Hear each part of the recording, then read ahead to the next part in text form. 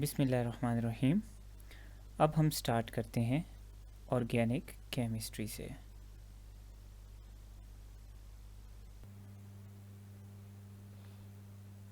सबसे पहले organic chemistry क्या है? वर्ड ऑर्गेनिक निकला है लिविंग से। तो पुराने ज़माने में ऑर्गेनिक केमिस्ट्री को कहा जाता था केमिस्ट्री ऑफ लिविंग थिंग्स।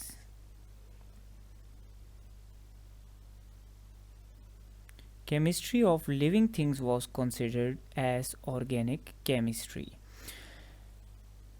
पहले ज़माने में बर्ज़ीलियस नाम के साइंटिस्ट ने एक थ्योरी दी थी जिसको हम कहते थे वाइटल फोर्स थ्योरी या VFT।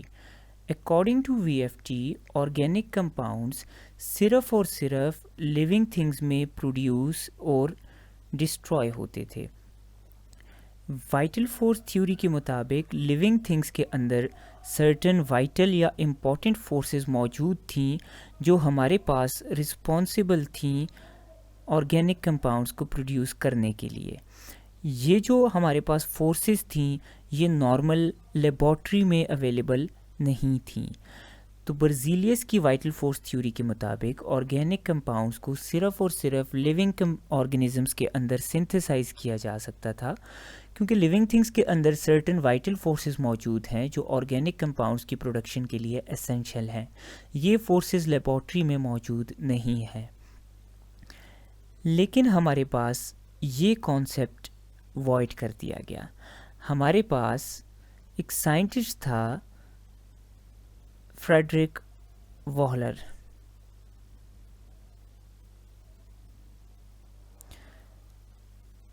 फ्रेडरिक वॉहलर 1828 में एक एक्सपेरिमेंट कर रहा था जिसमें हमारे पास एक सॉल्ट था अमोनियम साइनेट जो कि इनऑर्गेनिक नेचर का सॉल्ट था।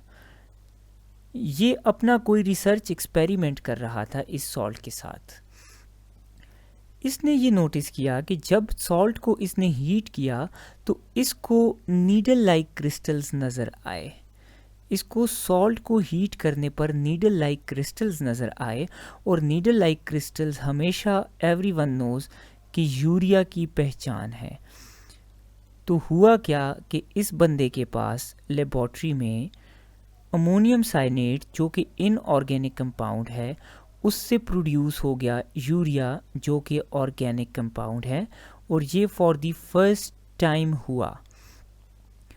तो फ्रेडरिक वॉहलर ने ये प्रूव किया कि हमारे पास ऑर्गेनिक कंपाउंड्स इनऑर्गेनिक कंपाउंड से लेबॉर्ट्री में प्रोड्यूस हो सकते हैं।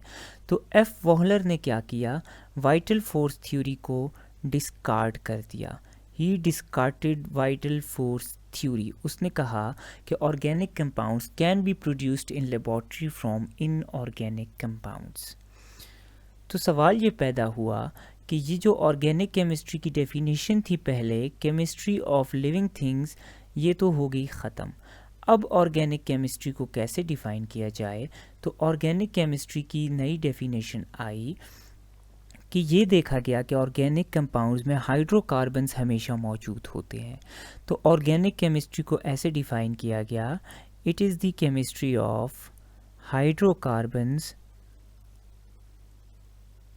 and their derivatives।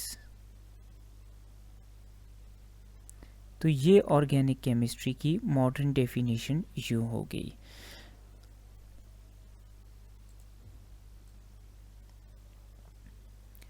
अब हम डिस्कस करते हैं ऑर्गेनिक केमिस्ट्री को कि ऑर्गेनिक केमिस्ट्री कैसे बाकी केमिस्ट्री से डिफरेंट है और कैसे इसमें हमारे पास कंपाउंड्स क्लासेस में डिवाइडेड हैं।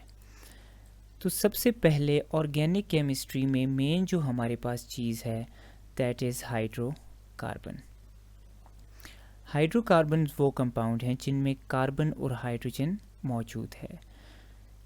इनकी डिटेल हम नेक्स्ट चैप्टर में पढ़ेंगे क्योंकि नेक्स्ट चैप्टर है हमारा हाइड्रोकार्बन्स।